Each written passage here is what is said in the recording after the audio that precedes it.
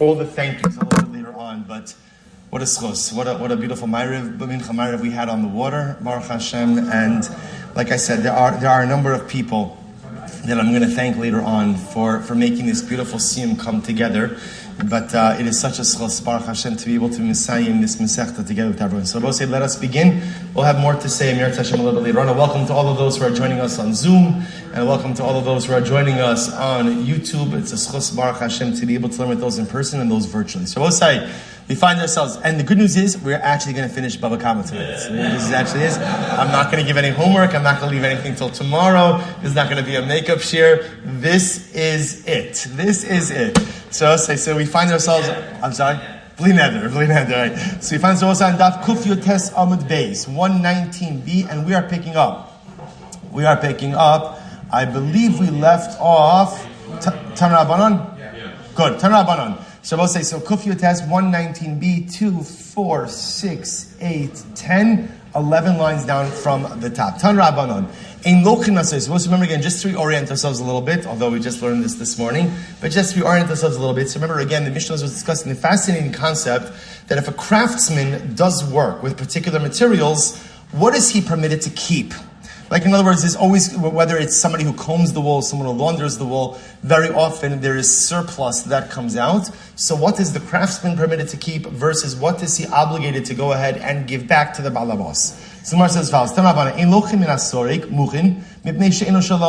you can't take, or say the sorik is the comber, the one who combs the wool. You can't go ahead and take from him woolen tufts, because those tufts of wool really belong to the balabayis, not to the sorik. Makom shnago lio shalo lochin. I will say, of course, the one great caveat in this entire sugya is really this whole thing is based on minhag makom, right? All of this is really based on whatever local common practice is. So the Mishnah is kind of espousing things in a vacuum. But at the end of the day, if the minhag makom is that the craftsman could keep this, the balabayis could keep this, then of course all of that governs. So generally, you're not allowed to purchase tufts of wool from the wool comber because it generally belongs to the balabayis. However, again, halach l'maiso makom shenagu lio shelo lochin ubechol makom lochin mehen kar malei muchin ukeses malei muchin. So we'll say, interestingly enough, but wherever you live, you are allowed to go ahead and purchase from the wool comber, the guy who combs the wool. You're allowed to go ahead and purchase from him a pillow or a mattress filled with wool. What's the reason? My taima kaninu b'shinui. Because this is actually very interesting. We've seen this many times. That halacha l'maisa, even if it turns out that he did go ahead and steal it, nevertheless, the ganav has been kona the item with a shinu. We've seen this already before. This concept that when a person steals something, so gzela by itself may or may not affect kinyan, but certainly shinui, changing the item, definitely affects the kinyan. So even for argument's sake, if the wool comber, let's say he is a ganav, but the act of taking the wool that he combed, the excess wool, transforming it into a pillow or into a mattress is a shinui, is a change, and he acquires the object through that change. Let's go back there. In lochin megardi, so we'll say now a weaver. Guy's a weaver. What can you purchase from the weaver? What can't you purchase from the weaver? So, in lochin megardi, you can't purchase from the weaver. Lo irin velo nidin velo punkalin. So we'll say a literal translation is woolen stoppers, heddles, or bobbins. These are all different parts, ultimately, again, of the loom, and different things that you go ahead and you create from wool. Velo shiri pikios. You also can't go ahead and purchase from him any leftover from the spools of thread. Avalochin mehen beged menumer. What you can, is very interesting. What can you purchase from the weaver? A spotted garment. Rashi points out, what's the pshat for the spotted garment? This is incredible. What's a spotted garment? A spotted garment is a garment that is made from a number of different leftover patches of wool. So the chap is, even if he stole it, he went ahead and he acquired it ultimately again through a shinui. Incredible. Let's go back there. Erev v'shasi tavi v'arig. Suppose you could also purchase from him, again, something that's the warp and the woof, spun and woven. Amri hashel tavi shakli arug mibai. Suppose if you can go ahead and take something that was spun, certainly you could take something that was woven, you can purchase from him. So the Gemara says, my arig, what does it mean? Arig, tichi. Rashi says, what's tichi? Both say Rashi's on both sides of the page over here. So Rashi says, tichi, sharsharos. These are literally rings that are made out of wool, so you'd be able to purchase that from him as well. So we'll say a person is a dyer, so you can't go ahead and purchase from the dyer. Lo osos, thank you very much, thank you. Lo osos velo dugmos. No, don't look up from your Gemaras. Don't look up. Keep your eyes on the Gemara. Come on, Chavra. This is Mamish T'nisayna Olam Hazeh. So the Gemara says as follows. So you can't go ahead. In lochin minat sava. So you can't. If someone is a dyer, right? D-Y-E-R. So if someone is a dyer, you can't purchase from him lo osos, right? Samples. Osos are like sample patches. For lo dugmos. Dugmos also, Rashi points out over here, osos, I'm sorry. We'll say generally when you would go ahead and bring something to the dyer to dye, so often what would happen is before you would go ahead and commit to something, you would give him like a little, I don't know what the technical term is, but like a little piece of thread to see how the dye took to the, what is it? A sample. No, but isn't there like a technical, like a swatch? Swatch, okay, good. Or a sample, right? So the idea over here is also, so again, you can't purchase from the tzava, you can't purchase the, so the osos, like the little pieces of thread to see how or the little pieces of wool to see how the dye took, velo dugmos, samples, velo telushim shel tzemer, or pieces removed from the entire wool. Avlochin mehen begets of wool. What can you purchase? You can purchase a dyed garment. We'll say once again, because even if it's stolen, technically speaking, the thief acquires it with the shinui. Tavi begadim. So we'll say ultimately, if you have garments made of spun thread, if you could take something made out of spun thread, then it goes without saying that of course you could purchase the garment itself. So the Gemara says, "My begadim, what's begadim? Namti, something made out of felt." Okay, Tana Abanon, Hanosin oros la'abdon. So the Gemara says, let's say a person goes ahead, gives hides to a tanner to go ahead and tan the hide. So what's the halacha? So Gemara says, "Hakitzun v'hatalushin hare elu shalo." So Rashi points out over here, what are kitzun and talushin? Rashi says, "Kitzun shemekatzeh mina or saviv." Those are the little like threads of leather that you go ahead and you cut off the hides. That's the kitzun. And talushin, Rashi points out, is the wool that comes separated off the hide itself. Those belong to the balabayis.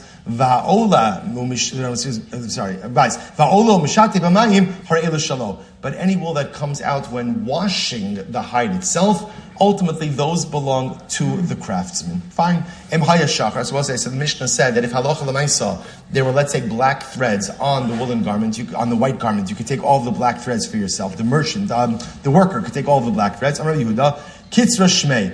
We'll say the person who goes ahead and evens out the garment, he's called the Kitzra. Rashi says over Kitzra Shmei Hakobes. A launderer was also called the Kitzra. So the Gemara says, the Kitzra Shakele. So the Gemara says, why is he called the Kitzra? Because he goes ahead and he takes for himself all of the different extending threads. Amar Yehuda, Hakol Ola Leminyan Tchelas. So this is actually interesting halacha, which we're not going to get very much into tonight. But the concept is that the Rashi quotes the Gemara Maseches Menachos that tzitzis itself has to be distanced from the edge of the garment a certain amount. The threads that hang off the edge of the garment are taken into account with that particular measurement. Amar Yehuda, Hakol Min Tchelas v'Yitzchak Beri. Yitzchak, my son, Kaped Iluya, is very makbid on this. He's very makbid on this. Okay. So we'll say, remember again, the Mishnah said that if the tailor leaves behind the thread, so the kama litfar. So we'll say, remember again, the halacha was if he leaves behind enough thread to go ahead and sew the garment. So the Gemara says as follows. So the Gemara says, Amar Abasi, Malay Machat Chutz Machat. So the Gemara said over here that halacha l'maisa, how much does he go ahead and have to, or how much does he leave over? He leaves over a needle's worth, Chutz Machat, and an additional amount that extends past the end of the needle. So the Gemara says, Ibailu, Kash on the shear. So Malay Machat v'chutz Machat Kamalay Machat, Al Dilma Malay Machat v'chutz Machat Mashu.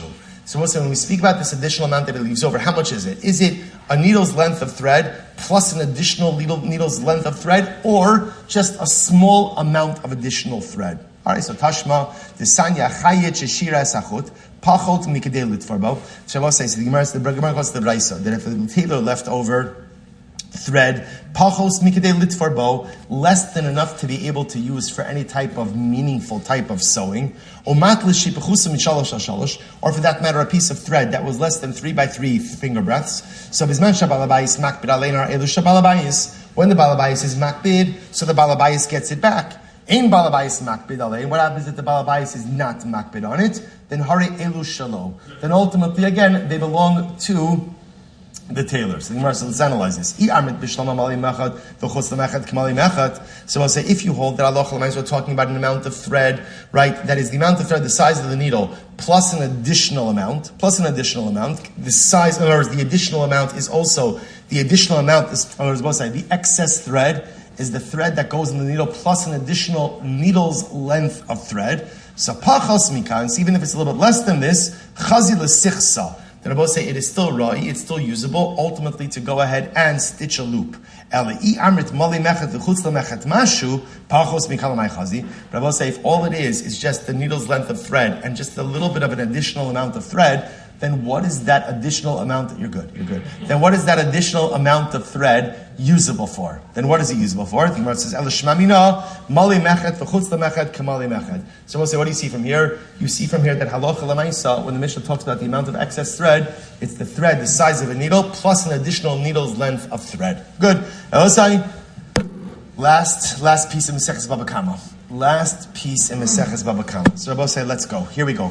Mashachar. So we'll say, remember again, the last part of the Mishnah was what a carpenter. What does a carpenter get to keep versus what does the carpenter have to give to the balabais? The Gemara says, Mashachar shmotzi b'matzad v'nifsak b'megira hare elu shabalabais.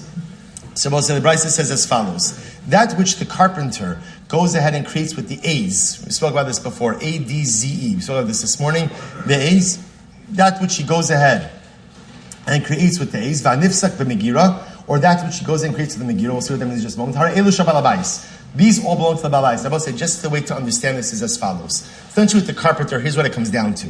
When the carpenter is working with wood, if he creates larger wood chips, then ultimately, again, those are going to belong to the balabais. Smaller wood chips or shavings, bepashtus, those are going to belong to the carpenter himself. Hayotzi mitachas mekadeach umitachas ritani. So any wood chips or anything that comes out from under a drill or from under a plane, va'nigra b'megira, that which comes from a saw, hara elu shalo, these belong to the carpenter. So I will say, so this contradicts the Mishnah. Omerava, it's not a contradiction. Va'asra detana didan, iketarti chatzini. So I will say, according to the author of our Mishnah, there are really two different types of instruments that were used ultimately again to saw wood. L'rabasi karle kshil, the larger instrument they called an axe, u'lezutrasi karle matzad, and the smaller instrument they called what we call, an aze.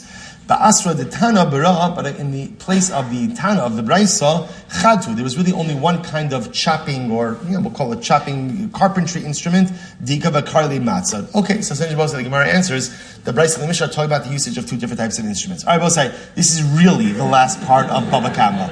This is it. Here we go. Both say, it's actually, we're going to see, David Schwartz said to me today, this is how we're ending Bava Kama. It's a 119-day journey, and it's a lot of technicalities. What can you keep? What can't you keep? Watch this. And so the Mishnah said, remember, the Mishnah said, we'll say, in all of these cases, what the craftsman, right, the bottom line of the sugya is, the shaila is, what could the craftsman keep versus what does the craftsman have to give back to the balabais? So I will say, so a lot of this has to do with just minhag hamakom, whatever the common practice was. But bottom line, the Mishnah says, is if the craftsman is working in front of the balabais, then what? Everything belongs to the balabais. Everything belongs to the balabais. So watch this. The Gemara says, Tana Abanon, Misasasei Avonim, Ein Ben Mishum Gezer. What's this? Fascinating. Stone cutters or stone shavers, quite literally. Stone cutters. The shavings of stone cutting, there's no gezel. There's no theft, which means what? Who gets to keep the shavings? The craftsman. We'll say, watch this. Yet, mefaske ilanos, mefaske gifanim, menakfi higi. We have to both say, again, what we call the shavings, not only the shavings, like the trimmings. You're trimming trees, you're pruning bushes, you're pruning vines, right? Or menachshe zraim, or you go ahead and you pull out weeds from vegetables. V'odre yirakos, or you go ahead and you pull out the weeds by vegetables, or there's also weeding vegetables. So we'll say, watch this. If the balabais wants them back, then ultimately, again, there is gezel. Then there is theft. However, you could come in. It's okay. But if the balabais, thank you so much. But if the balabais is not makbid on them, then hare elu shalo. Then ultimately, again, you could keep all of these different trimmings, all of these different weeds. So Rabbi Yehuda says as follows: Kashos v'chazis ein ba mishum gezel. So Rabbi Yehuda says kashos are hops, chazis is green grain, type of inferior grain. There's no gezel. Ba'asra dekap yishem gezel.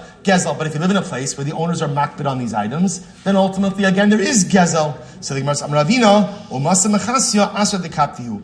So Ravina says masa mechasya is an example ultimately of a place where people are makbid even on small things like hops or things like green grain. I will say, look how the Masechta ends. And Chaver, listen, I know the meatballs are very entertaining, but I just want to tell you, but Lamaisa also listen to this incredible distinction. It's interesting to see that the Mishnah says that everyone agrees that the stone cutter is permitted to keep the shavings of his stones, right? Isn't that fascinating? There's no machlokas over there. Stone cutter can always keep the shavings of his stone. Yet what? If you go ahead and you trim your trees, you prune your trees, you go ahead and you weed your vegetables, that already, again, the balabais may be makbid. Both say it sounds totally counterintuitive, right? I would think that the truth is stone shavings are so much more meaningful than weeding or leftover vines or leftover. So we'll say, what's the pshat? What's the difference? It's very simple. The difference is like this.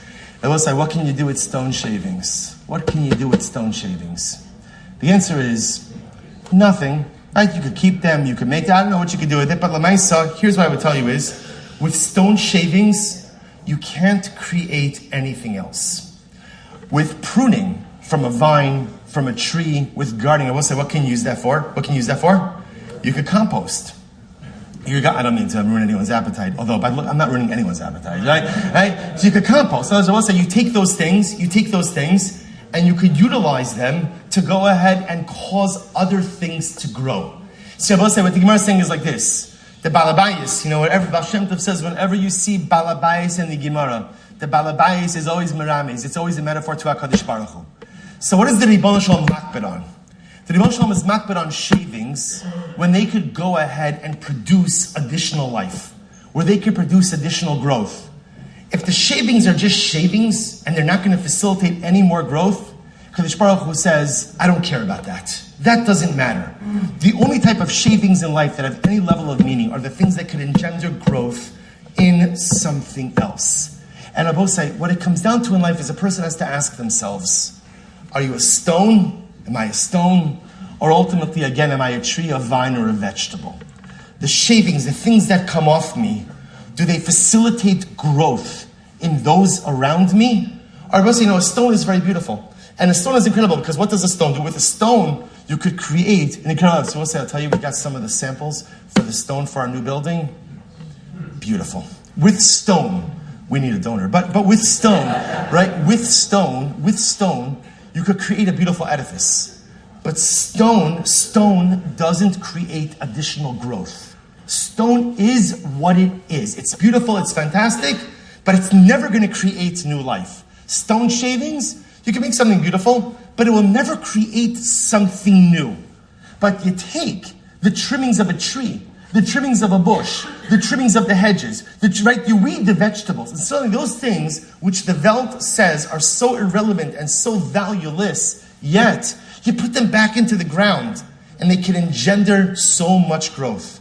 I will say, life is not just about what you do for yourself, but life is also about your shavings. What comes off you? What is it that you're giving out to the world around you? Are you just a beautiful stone? And you look beautiful. Your edifice is fantastic. But you're not facilitating growth in anything or anyone around you? Or are you a tree, a vine, a bush, a vegetable, where even the stuff that's harvested off facilitates growth all around me? I will say that's how Gemara Maseches Bava Kama ends. What do you want to be in life? You want to be a beautiful but inanimate object that engenders no growth in anything around you? Or do you want it to be something maybe that doesn't sparkle as much? Maybe it's not as eye-catching, but it facilitates growth in anything and everything around you. The Balabayis doesn't care about stone shavings, because stone shavings don't do anything. But the Balabayis absolutely cares about the shavings, the organic shavings that engender growth. And I will say, the Balabayis HaKadosh Baruch Hu wants us more than anything, not simply to be beautiful stones, but he wants us to be beautiful trees, beautiful vegetables, beautiful bushes, beautiful vines. That we're beautiful in ourselves, but that which comes off us gives life as well. I will say, when we learn the Daf, and those of us who Baruch Hashem have been learning the Daf for a while know, the beauty of the Daf is, the Daf doesn't make you into a stone. The Daf makes you into a tree. Because when you learn the Daf, the shavings of your learning inspire your wife, inspire your children, inspire the home, inspire your chaverim. There are a lot of very nice things in life that you could do, and they make you into a beautiful stone. But the Daf makes you into the kind of person where not only are you beautiful, not only are you holy, but you emote that holiness, you emote that goodness, and that which comes out from your learning engenders growth in everyone and everything around you. And I will say, it has been a tremendous zechus for the last 119 days, and I have to give a special hakaras to Rabbi Richter. Baruch Hashem is joining us for the Daf Yomi as well. He does such a beautiful and incredible job, Baruch Hashem, giving the Daf for us as well. And Rabbi Kalman Akiva Kovacs, who is not here with us tonight, who does a beautiful job as well, helping to move the shir forward. I will say, it has been an incredible journey, an incredible zechus over the last 119 days. And I think part of the beauty of a night like tonight, is we become trees for each other. On a night like this, each of us are luminescent, and each of us are shining so bright. And this, I will say, is a tremendous honor. There are people in this room that never thought they would ever finish a Masechta, right? There are people in this room who never thought they'd finish Shas, and there are people in this room who have finished Masechtas, but never thought they would ever like learning Torah again. We have a whole mix of people over here. I will say, we are trees for one another. That which comes off me inspires you, and that which comes off you inspires me. We're not stones. We're organic, growth-oriented materials. And the Balabayis doesn't care about stones. The Balabayis only cares about things that could engender growth for themselves and engender growth all around as well. We have grown together over the last 119 days. And I just want to point out, look, the world has changed so much in the last 140 plus days. Am Yisrael is at war. Eretz Yisrael is at war. And it's been overwhelming. Rabbi say, yet you know what the incredible thing is? In life, when life is turbulent, the most important thing you need is an anchor. Rabbi say, the Daf is the anchor. And for the Chevra here that doesn't learn the Daf, get your act together and start learning the Daf. Rabbi say, everybody needs an anchor. Everybody needs a constant. Everybody needs something that roots themselves in a beautiful reality of holiness, because the world is so tumultuous and our circumstances are so tumultuous, and the Daf keeps us grounded. The Daf keeps the roots growing. The Daf keeps the branches growing. The Daf keeps the tree growing. And when we continue to grow, not only do we benefit as individuals, but Baruch Hashem, everyone around us gets to share in that growth with us. Rabbi say we should be Zochem Yirtz Hashem, that as we go ahead and we finish this beautiful inside, I just want to point out one other thing. I guarantee you that, I don't know how old this structure is. In the history of Baltimore, there has never been a siyum in this place. I can say that with almost absolute certainty.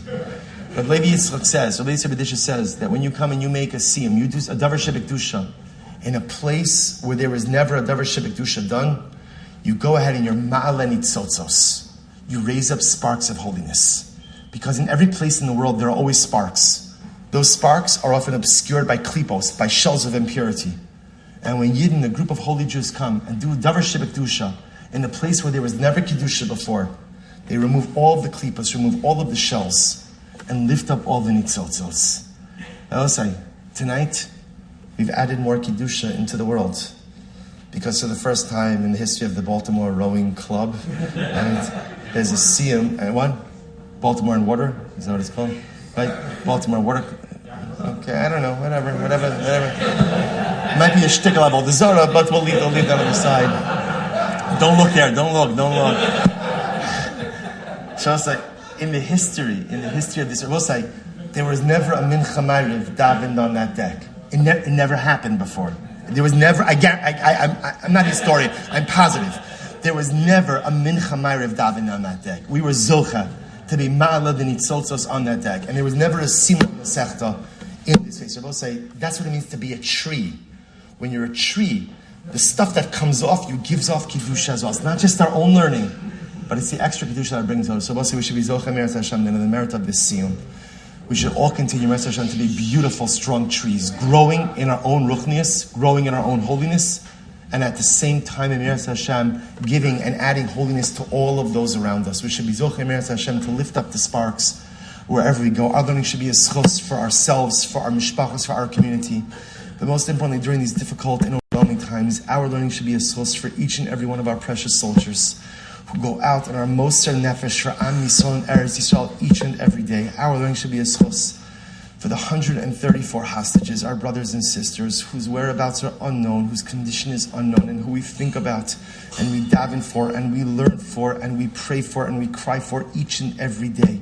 They should feel the power of our learning. They should feel the power of our trees. HaKadosh Baruch Hu should see how come every day, it doesn't matter what's happening in the world. There's peace. There's not peace. There's war. It doesn't matter. We show up. I was saying, we show up. We show up. That's what the daf means. You're tired, you get up. You didn't sleep enough, you get up. You don't feel like it, you get up. It doesn't make a difference. It doesn't make a difference. There are no excuses. There's no out. The Ribono Shel Olam should see our unequivocal commitment to Him. And we should be Zocha Meretz Hashem to experience that reciprocal, unequivocal commitment from Him. And we should be Zocha Meretz Hashem. I will say that our next siyum Bava Metzia, as beautiful as this venue is, shouldn't take place here. But Meretz Hashem should take place in a rebuilt Yerushalayim, with all of our hostages home, with all of our soldiers safely embedded with their families, with the rebuilt Beis HaMikdash, with the Malach HaMashiach Mehira B'Yameinu. Amen. Hadron Allah Hagoz Al Basra Uslik Allah Meseches Bava Kama. Now my pleasure to ask Dovi Elman to recite the Hadron.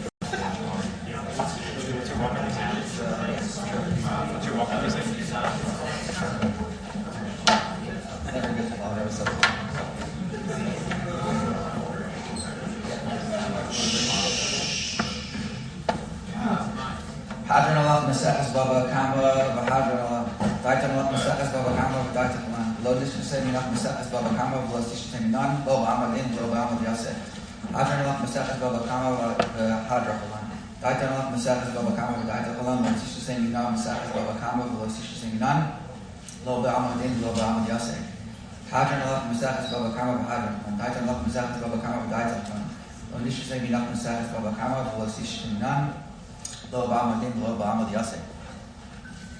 Yir tzam b'fanach Adonai l'mena b'lei v'asenu shetei toras chav u'manasenu v'olam hazeh tehei iman l'olam haba. Chanina bar Papa, Rami bar Papa, Nachman bar Papa, Achai bar Papa, Abba Mari bar Papa, Rafram bar Papa, Rachish bar Papa, Surcha bar Papa, Ada bar Papa, Dari bar Papa. Harav no'ad l'melech v'nos divrei torsecha. Yefinu fifios amcha b'Yisrael. Miyad kulanu nachnu v'tzitzeinu v'tzitzei amcha b'Yisrael. Kulanu yudei shemecha v'lom deis orsecha lishma. Ve'oyedei tzeichach meinu mitzvosecha ki li'olam ha'ili libi tamin v'chukacha l'man lo yivosh li'olam lo eshkach v'chudecha ki bam chiyisani baruch ato Adonai lamdeinu v'chukacha. Amen, amen, amen, salah v'ed.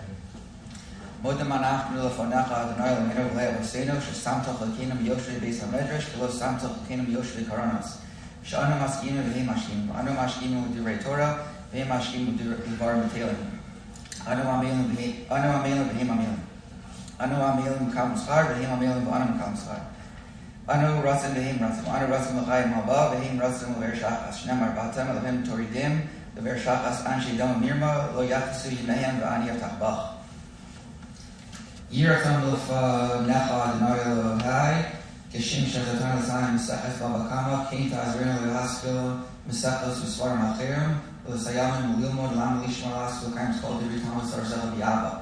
Zuchos Kalatanan Bamaram, Tamid Chacham, Yamo Li Lazari, Shalo Tamlu Shator, Miki, Zara Zari Adalam. These kind be these Alecha, Tancha Osaf, the Shekha, Tishmar Alecha. Bakitosihi Tishichacha, Ki Bi Yirba Yinecha, Yosifa Lachashnos Chaim, Orachimim Yamina, Yisma, Osarchova, Adonai Oziam, Adonai Zarek, Samuvashma. What is that, Dr. Gladstein, to recite the Kaddish?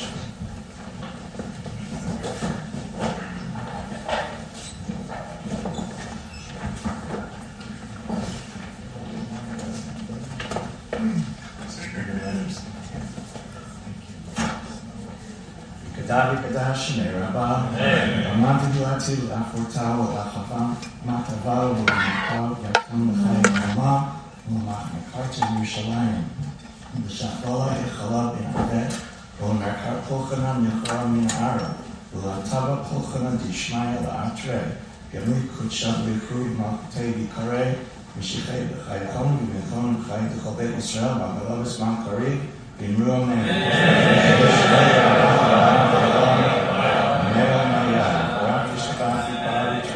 Sevi Tadavi, Televi, Talashmi, Kuchafri, Elam Cobra Katav, Shiratatis, Patatav, Matan, Damiran, Belamari, Ruamen, Alisram, Arabanam, Baldi, Tamidehon, Bakal Tamidehon.